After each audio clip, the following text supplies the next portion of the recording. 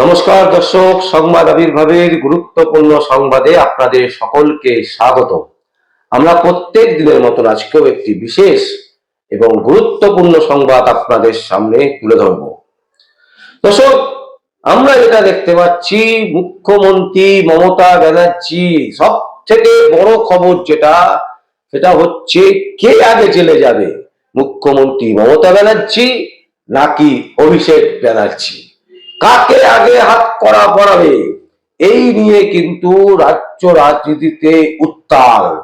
কারণ মুখ্যমন্ত্রী মমতা ব্যানার্জি তিনি, আমরা যেটা দেখলাম, সিঙ্গুরে পৌঁছলেন, অথচ তিনি একেবারে কলকাতা শহরের বুকে আনন্দপুরে এত বড় একটা অগ্নিকাণ্ড ঘটলো, সেখানে কিন্তু তিনি এখনো পর্যন্ত পৌঁছতে পারলেন না।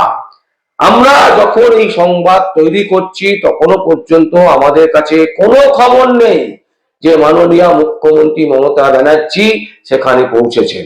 অথচ তিনি সবসময় বলেন এবং সবসময় আমরা দেখেছি যে বিভিন্ন জায়গায় যেখানে আগুন লাগবে, যেখানেই কোনো কিছু ঘটবে, এমনকি কথায় আছে যে কোথাও যদি একটা ছারপোকা পর্যন্ত মরে, মুখ্যমন্ত্রী মমতা ব্যানার্জি ছুটে সেখানে পৌঁছে যান।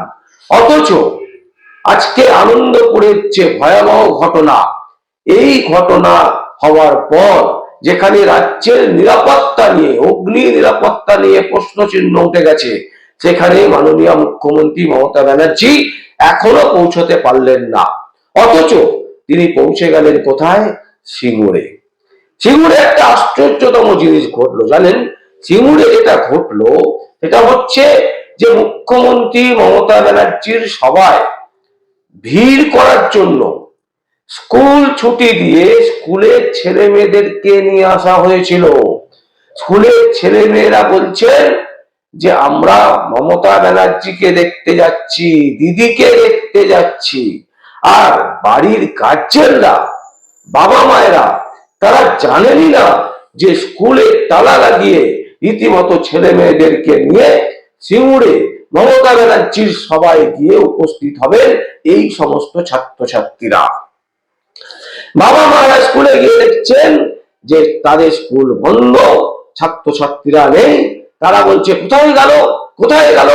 পরে যখন তারা ফিরে আসছেন, দেখা যাচ্ছে তাদের শিক্ষক শিক্ষিকারা বোঝাচ্ছেন যে সিঙ্গুরে মুখ্যমন্ত্রী মমতা ব্যানার্জিকে দেখাবার জন্য তারা নাকি স্কুল ছুটি করিয়ে তাদেরকে নিয়ে গেছেন। ভাবুন, মমতা ব্যানার্জি বুঝে গেছেন যে তার সবাই লোক হবে না, এবং সেই কারণে সিঙ্গুরের মতন জায়গায় লোক হয়নি, এবং সেখানে স্কুলের ছেলে মেয়েদের, বাচ্চা বাচ্চা ছেলে মেয়েদেরকে নিয়ে গিয়ে ভিড় করাতে হচ্ছে মুখ্যমন্ত্রী মমতা ব্যানার্জির জনসভায়। এবং আপনারা সকলেই জেনে গেছেন ইতিমধ্যে যে 2 তারিখে মাননীয় মুখ্যমন্ত্রী মমতা ব্যানার্জি এসআইআর এর জন্য নির্বাচন কমিশনের কাছে যাবেন। কোথায়? না, দিল্লিতে। এটা তিনি ঘোষণা করেছেন।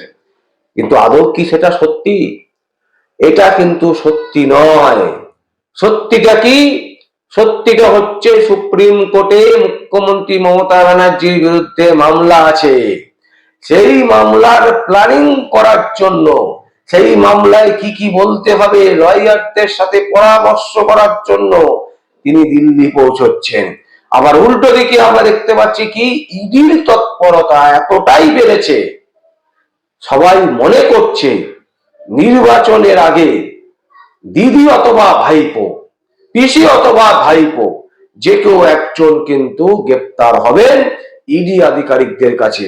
তার কারণ হচ্ছে কয়লা কেলেঙ্কারির যে টাকার পরিমাণ বলা হচ্ছে প্রায় 2700 কোটি টাকার উপরে ঘাটলা হয়েছে, এবং এই টাকার যে কেলেঙ্কারি হয়েছে, কয়লা কেলেঙ্কারি, এই কেলেঙ্কারি ঘুরপথে অভিষেক ব্যানার্জি ভাইপোর সেই সংস্থার মারফতে কিন্তু এটা অনেক টাকা হাওলা করা হয়েছে, এবং নাম জড়িয়েছে মুখ্যমন্ত্রী মমতা ব্যানার্জি। এবং তিনি শুধু নয়, আইপ্যাকের মতন সংস্থা, যে সংস্থাকে দিয়ে মাননীয় মুখ্যমন্ত্রী মমতা ব্যানার্জি নির্বাচনের লড়াই লড়ান, সেই আইপ্যাকও কিন্তু এই ঘটনার মধ্যে নাম জড়িয়েছে।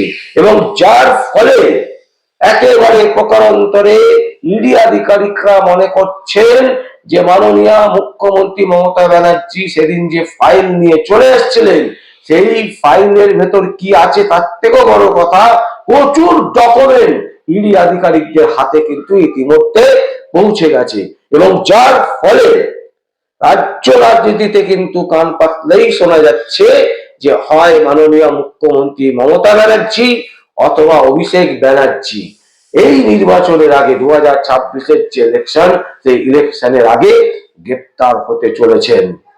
দর্শক, আমরা জানি না এখনো পর্যন্ত যে আদৌ গ্রেপ্তার হবেন কিনা, কিন্তু সূত্র দাবি করছে মাননীয় মুখ্যমন্ত্রী মমতা ব্যানার্জির এই যে ফাইল চুরি, এই ফাইল চুরি নিয়ে কিন্তু ইডি আধিকারিকরা কয়েক দফায় বৈঠক করেছেন। কলকাতাতেও এসছেন উচ্চ পদস্থ ইডি আধিকারিকরা, তারা এসে সরেজমিনে দেখে গেছেন, তারা চাক্ষুষ করে গেছেন, তারা সমস্ত তথ্য প্রমাণ খাটিয়ে এদিক ওদিক করে দেখেছেন এবং তারপরেই কিন্তু তারা কিন্তু মোটামুটি স্থির যে মাননীয় মুখ্যমন্ত্রী মমতা ব্যানার্জিকে হয়তো অ্যারেস্ট করবেন।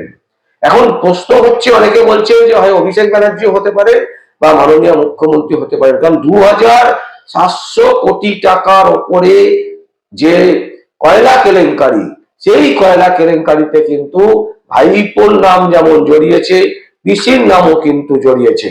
ফলে এর থেকে কিন্তু রেহাই পাওয়া খুব শক্ত। তাই তিনি মাননীয় মুখ্যমন্ত্রী মমতা ব্যানার্জি এই মুহূর্তে তিনি দিল্লিতে যাওয়ার পরিকল্পনা করছেন। আগামী 2 তারিখে হয়তো তিনি দিল্লি পৌঁছবেন এবং সেখানে গিয়ে তার যে সমস্ত আইনজীবীরা আছেন সেই আইনজীবীদের সাথে সলা পরামর্শ করবেন যে তিনি কিভাবে রেহাই পান। এখন প্রশ্ন হচ্ছে, পিসি কি ভাইপোকে ঠেলে দেবে জেলে যাওয়ার জন্য? এই দিকটাই কিন্তু নজর রাখার বিষয় আছে, কারণ কে যাবে আগে জেলে, এই প্রশ্ন কিন্তু উঠছে। এবং এই প্রশ্নের সাথে উঠছে যে 2700 কোটি টাকার যে ঘটনা কয়লা কেলেঙ্কারি, এই কয়লা কেলেঙ্কারিতে কিন্তু দুজনের নামে জড়িয়েছে, যার ফলে মাননীয় মুখ্যমন্ত্রী মমতা ব্যানার্জি তিনি কি চাইবেন আগে যেতে, নাকি অভিষেক ব্যানার্জিকে আগে ঠেলে দেওয়া হবে, সেটাই কিন্তু এখন লাখ টাকার প্রশ্ন। দর্শক, সব থেকে বড় বিষয় যেটা, যে আগামী যে ইলেকশন হতে চলেছে বিধানসভা ইলেকশন, সেই বিধানসভা ইলেকশনের আগে আমাদের যেটা মনে হচ্ছে, এই তৃণমূল কংগ্রেসের দুজন হেভিওয়েট, একজন হচ্ছে ভাইপো আর একজন হচ্ছে পিসি, এই দুজনের মধ্যে একজনের জেল যাত্রা কিন্তু নিশ্চিত।